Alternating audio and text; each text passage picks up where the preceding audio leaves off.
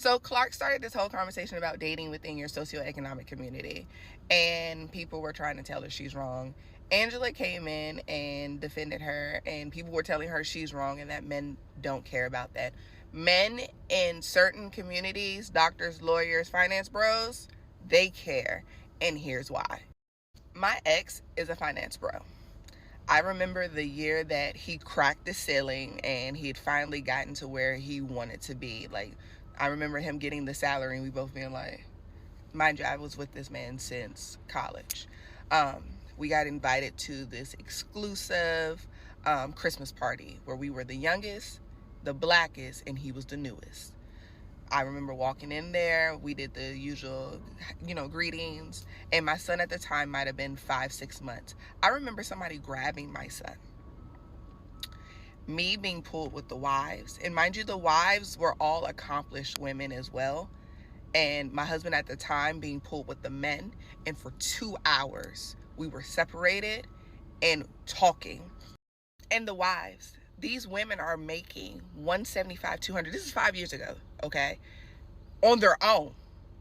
And their husbands are making 200 plus on their own. So the conversations are not about baking cookies at all. They're deep intellectual conversations. And I'm sitting there like, oh my gosh.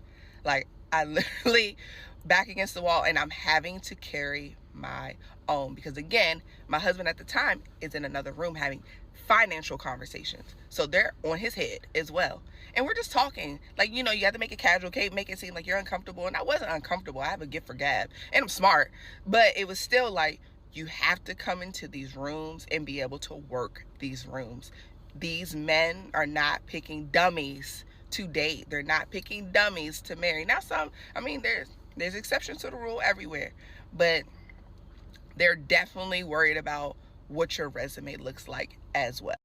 So I say all that to say, I was talking to a software consultant and an HR director months ago.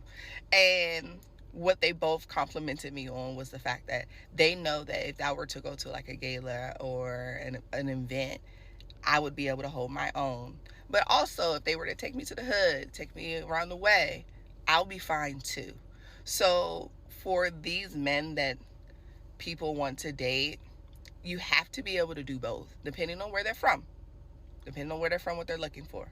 But just know that some of these men, I would say like 70%, they're looking for a woman to be able to complement where they're trying to go. You got to be able to have those conversations. You got to be able to blend and network in these rooms. And remember, if you're in those rooms, you're not networking for yourself. You're really networking for him.